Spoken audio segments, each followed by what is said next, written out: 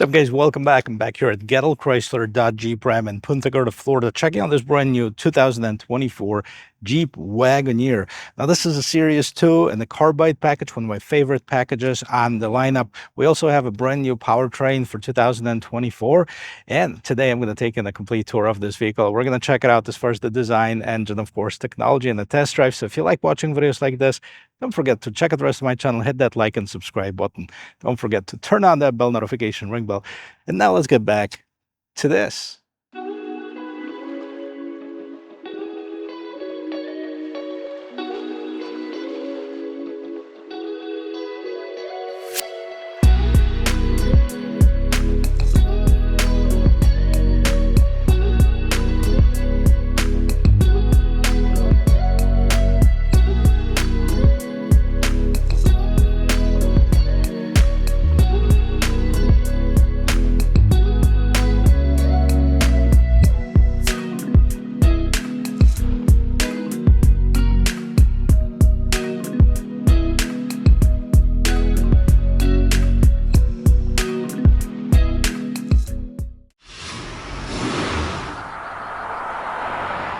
Well, Jeep introduced Wagoneer a few years ago as a separate brand, essentially. It is a brand within the Jeep brand, of course, because when you look at the sticker of this vehicle, you're going to see 2024 Wagoneer, not Jeep Wagoneer. And those are the large SUVs. We have the Wagoneer, and then we have the Grand Wagoneer. And the easiest way to compare this to, let's say the Wagoneer is going to be competing with the GMC Yukon, but the Grand Wagoneer is going to be competing with the Cadillac Escalade. So that's kind of a step above entrance into the luxury market, while this one is what some people call the semi-luxury market. I still think this is a great value for the money for someone who's looking for a large family SUV, because that starts at $64,000. Now, of course, there's different trims that are available. So we have the Series 1, Series 2, Series 3, this one being the middle of the line Series 2 with the Carbide package. It's basically an appearance package that makes this vehicle look a lot nicer. But as far as the design, that hasn't changed since the inceptions. We have this nice flat hood, two indents, one on each side, one in the middle as well. Wagoneer spelled out right on the top of the hood, and we have, so typical to the Jeep brand, 7-slot vertical grille. And now we have a large LED lights with the turn signals, of course, LEDs, and the daytime running lamps inside. Down here at the bottom, you have a set of fog lamps. Everything in the middle here is covered in piano black. And this patch right here, that's where a lot of technology hides as far as the safety features, and everything else is finished in the same color as the rest of the vehicle. But the biggest difference for 2024 model year is what's underneath the hood. There's one standard engine options. Let's see what it is. Underneath the hood, we'll find the newly developed 3-liter inline-six twin-turbocharged Hurricane engine producing 420 horsepower, 468 foot-pounds of torque. This is what replaced the Hemi V8 from the previous generation Wagoneer. That's also what's replacing the V8 on the Ram 1500 trucks. Now, it's made it to an 8-speed automatic transmission. This particular one is a rear-wheel drive, but they're also available in a 4x4 configuration as well. It says Wagoneer right on top of here. Designed in Auburn Hills, Michigan, built in Warren, Michigan, but born in America. We have the hood struts holding the hood nice and tall, and some sound insulation. And as far as the gas mileage, we have 17 in the city, 24 in the expressway. Combined numbers 20. We have 26.5-gallon gas tank. So definitely a nice range. Decent gas mileage considering the size of this vehicle. Speaking of which, 215, almost 214.6 is the length of it. We have 75 inches as far as the height, and we have 83.6 as far as the width of this vehicle, 8.3 inches of ground clearance. Standard, you'll have 20-inch wheels, but this one have been updated with 22-inch wheels. Pirelli Scorpion tires, 285 by 45 is the size of it, looking really, really good. Now, around the wheels, we have this cladding that's painted in the gloss black color, and that trim continues at the bottom of this vehicle, surrounding the windows, and you also have the roof rack with the crossbars right here. That's also in the same color. To be honest with you, I never liked like the back end of this vehicle. That's my personal opinion. And I think this color combination hides it really nicely. So it's actually looking pretty good. I would definitely consider one. Now you have the running boards at the bottom, Wagoneer spelled out. Of course, you have an American flag. This is an American vehicle. You turn signals built into the mirrors. You also have the blind spot assist. Do we have a camera in here? Nope, no camera, but you have a light underneath to further illuminate when you open it up. Keyless entry system. As long as the key is somewhere on you, you can lock and unlock this vehicle without pressing any buttons on the key. And from this angle, you can definitely see the width of this vehicle. We have fully LED taillights over here, turn signals, brake lights, the reverse lights and the reflector lights are down here at the bottom. This portion right here would need some work, in my opinion. It looks a little bit bare.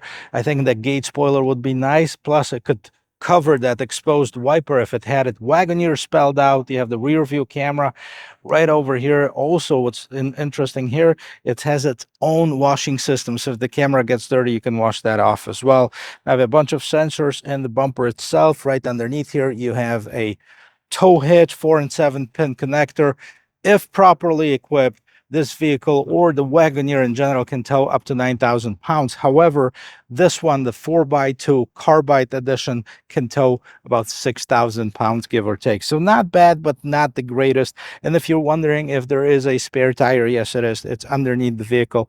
It's also equipped with this proximity sensor. So as long as you wave your foot underneath the bumper at the bottom here, as you can see, it unlocks and opens up the rear gate. I'm 6 feet tall, fit nicely underneath here.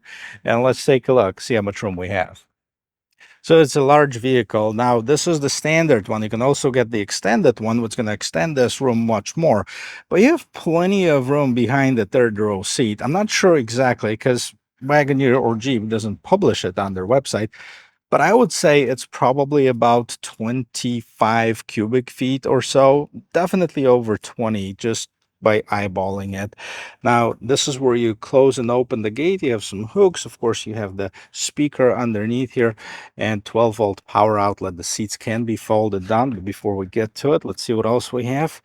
A little bit of storage underneath here. Now they stored the crossbars for the roof rails in here. That's part of the Carbide package. We have that as a standard equipment. And as you can see underneath here, you'll have the jack and the tools to remove the tire. We can fold down all the seats.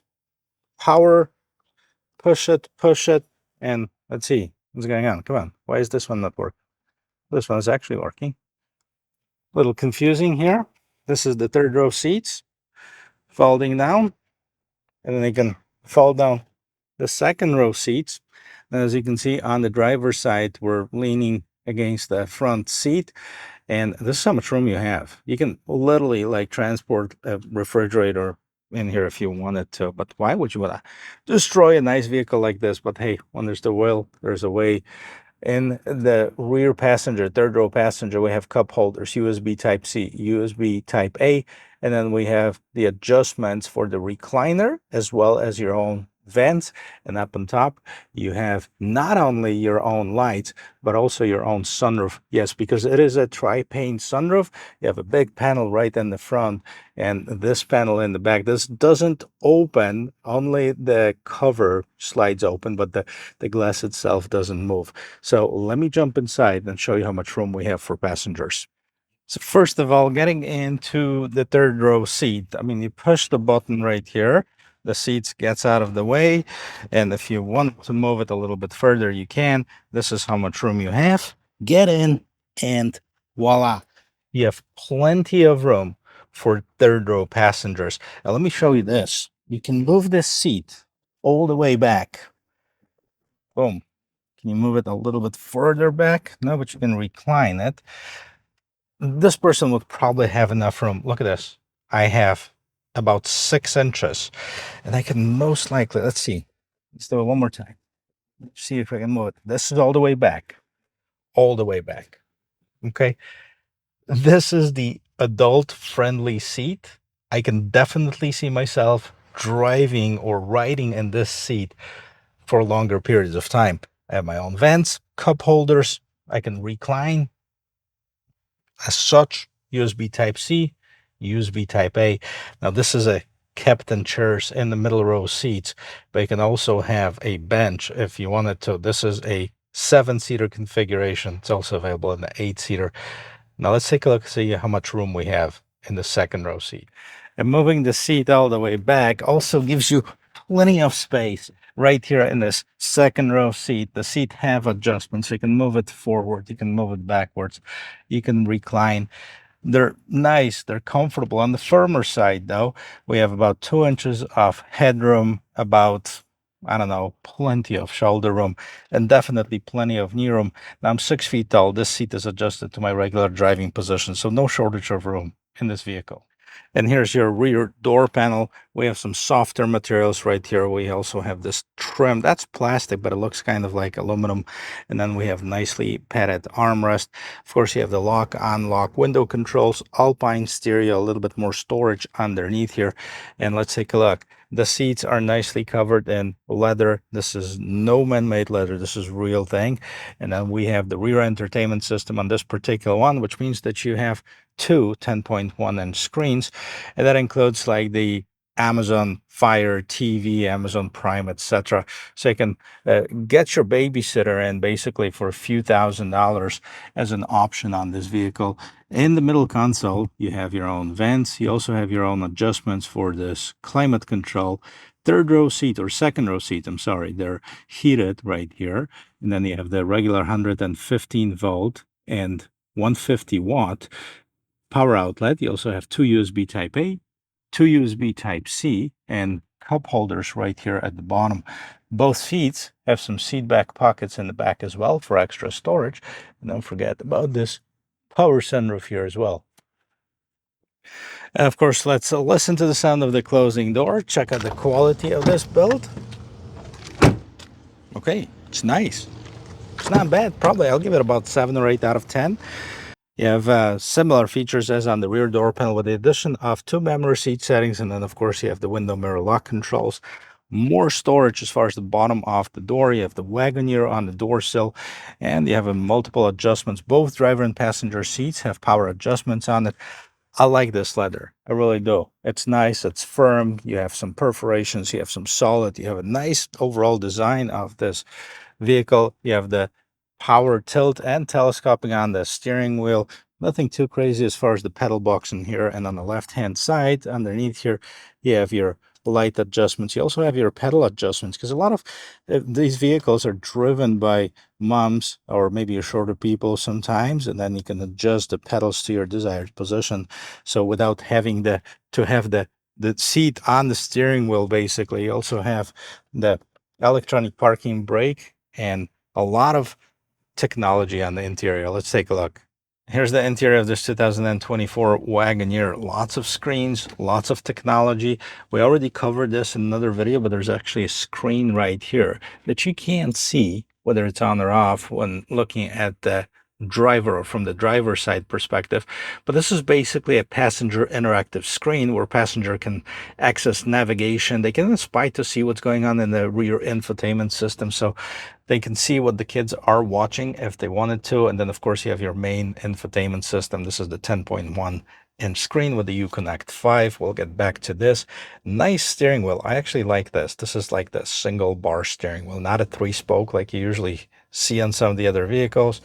So you have a thicker in the right places. You have some stitching underneath here. Overall, nice to the touch. Right here at the bottom, you have a flat steering wheel. Wagoneer spelled out on the left-hand side. You have a lot of things that control what's going on in the instrument cluster. And on the right-hand side, you basically have your cruise control as well as the adaptive cruise control. And then, of course, let's take a look at this digital instrument cluster. This is the 10.3-inch screen. Okay, so in the middle, you can see speedometer. We can also have the vehicle info, trip info, navigation, audio, messages, settings, and back to, speedometer. We can also adjust this to the different designs. So you can see right now we have the tachometer at the bottom, speedometer right here in the middle. We can also make some adjustments to what's going on as far as the middle screen of it. So we can move this. This is your average miles per gallon, but as I mentioned before, the Combined gas mileage is 2017 in the city, 24 on the expressway. Okay, 34 miles on this vehicle. It probably was idling for the most part. 78 degrees outside, facing southwest. You can make a lot of adjustments here in this instrument cluster. Now it's the speed in the middle displays in kilometer per hour. Press OK for miles per hour. Let's see if anything's gonna change. Holding OK. I guess not. Oh, there you go. It switched finally. So now we have miles per hour. So now we're back in the United States. All right, let's go to the infotainment system. First of all, this is your start-stop button. Pretty cool. This is a 10.1-inch screen, Uconnect 5. On the side here, you have the heated ventilated seats. I'm actually going to turn on that ventilation. On the seat itself, you also have the heated steering wheel.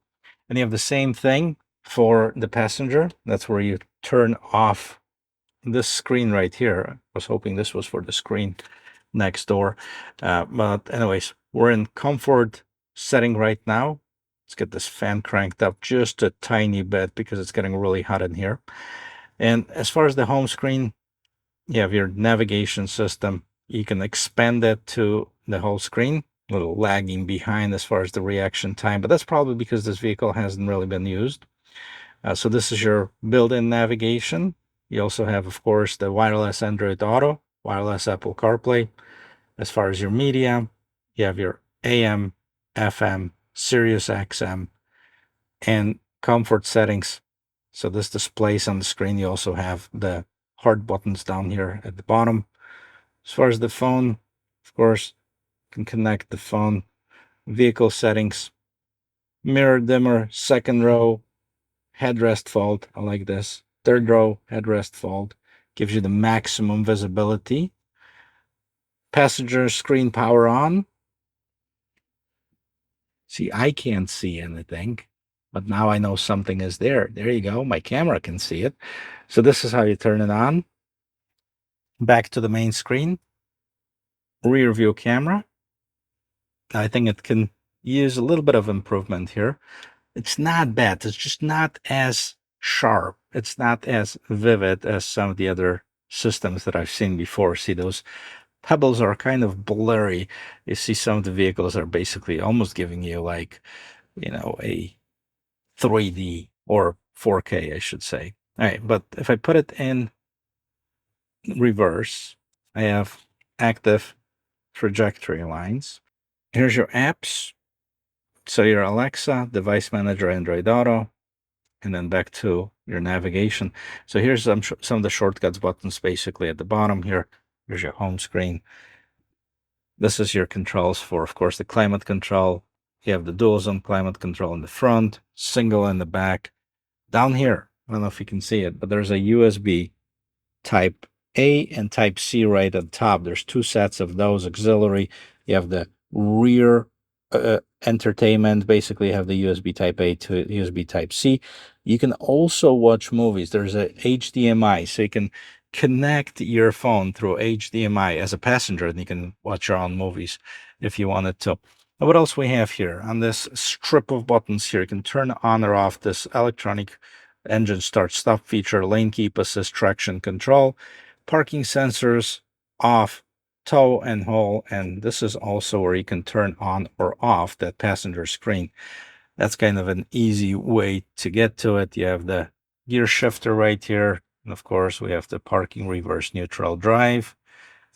Okay, so this is a dial style shifter, huge cup holders.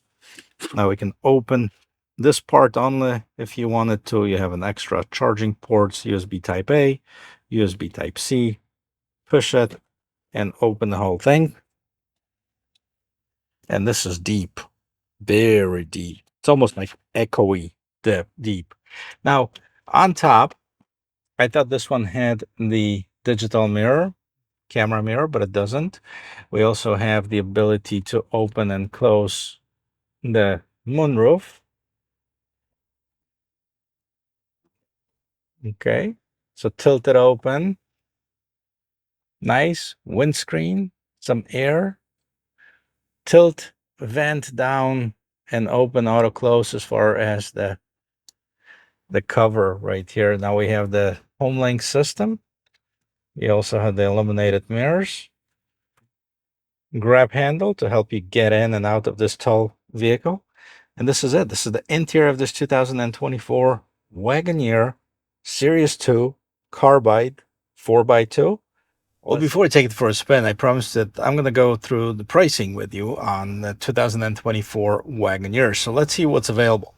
So Series 1, just a Wagoneer, 65,945 if you choose with the 4x2. If you choose 4x4, 68,945. Series 2, 75,825 with the 4x4, 69,825 with the 4x2. That's about $3,000 difference. Carbide starts at 73,520. That's the one that I'm sitting in right now. 4x4, 76,520. And then you have the Series 3, and that's only available in 4x4. Starts at 89,320. So it's getting up there. So anywhere between $65,000 and $90,000. That's basically where that Wagoneer is going to be. Now, if you look at the sticker of this particular one, I have it right here.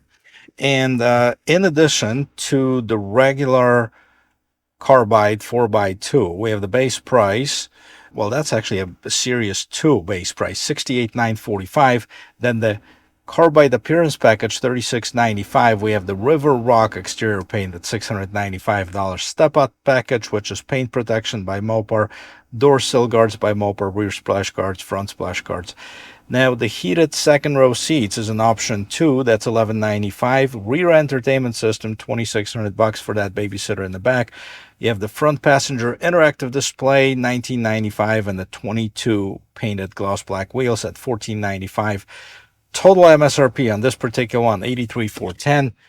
Okay, so it's up there. But if you think about it, let's talk about the segment. This is a step above the regular non-luxury segment, right? In the regular non-luxury segment, the most popular segment right now are the midsize SUVs. So you have the Toyotas, you have the Jeep, Grand Cherokee L, and those can be in the 70s when you equip them, right? About $75,000 for the top of the line Summit Reserve. So that's kind of overlaps with the Wagoneer also, but that depends, I guess, how much room you need in the vehicle and if you need all of that space for passengers. Now, as far as the Tahoes, I recently did a review of the Suburban. I'm going to be doing a Yukon Denali next week, and those vehicles range from 70s till 90s as well. The Denalis can probably touch 100 grand, not to mention the Cadillac Escalades, which is, technically a step above, but those are, $100,000 plus all day long. Same thing with the luxury segment. You're looking at the BMW X7, Mercedes-Benz GLS, which are probably close in size to this. Matter of fact, both of them are a little bit shorter, so they don't have as much room, but they are the luxury brands. And the new upcoming, this is what's going to be really interesting to see. The new upcoming Nissan Armada and Infiniti QX80, which is completely redesigned, looks beautiful on the pictures. That might be something that's going to be competing directly against this. Well, let's take it for a spin. Now, of course, one thing I forgot, it's the Ford Expedition and the Lincoln Navigator. So, this is the segment that we're looking at. This one has a lot of equipment on it. I love the interior of this. I've always did when I first saw it. When you see my first review, I think it was a couple of years ago when I did the Burgundy one, I love the interior of it. I wasn't too thrilled about the exterior of this vehicle. Now, with this particular color, I think it grows on me because it hides that kind of awkward looking rear glass. But let's see how it turns. I have this open lot right here. I'm going to turn the steering wheel all the way to the left.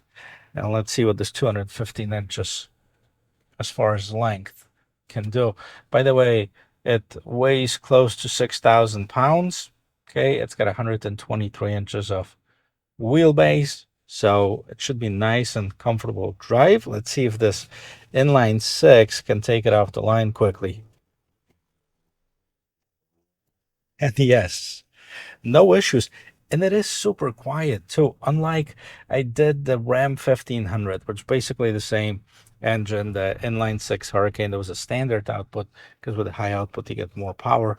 But this one was a little bit louder and definitely not as comfortable as far as the suspension.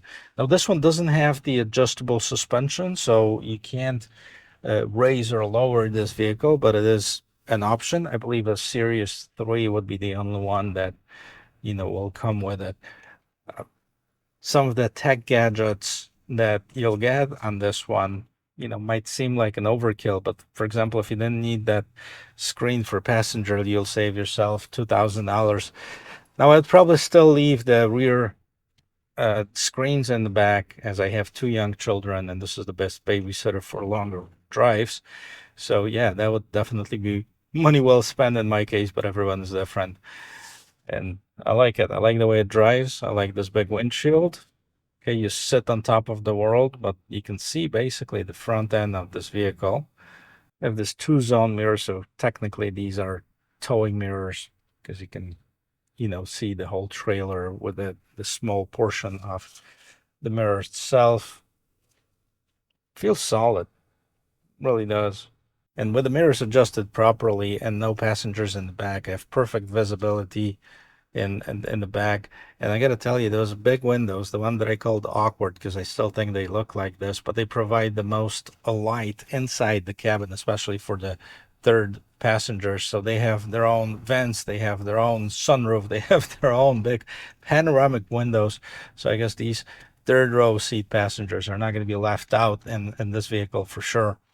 And it feels good driving it. I mean, it's feels like it's a solid build. It feels like it holds on to the road. Slightly boaty on the turns, but that's to be expected, I guess, especially if you're looking at this size of a SUV. Let's look at the acceleration. Oh yeah, there's no issues here, guys. We got it up to about 55 miles per hour. This is easy. Very capable engine, the twin turbo inline six Hurricane engine.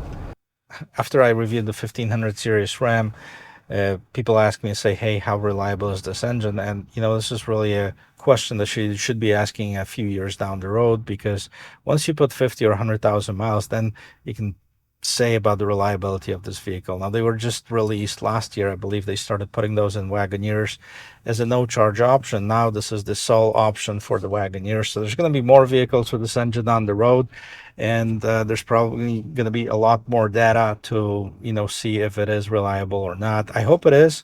It feels good. It feels solid. It has great acceleration, and it has decent gas mileage. On the vehicle this size, 20 miles per gallon combined, it's not bad at all. And I think this engine definitely contributes to it. So we'll see. Well, guys, thank you very much for watching. I hope this video is helpful to you, and I hope you learned more into things. If you did, don't forget to check out the rest of my channel, hit the like and subscribe button, and don't forget to turn on that bell notification ring bell, and I'll see you in my next video. Cheers.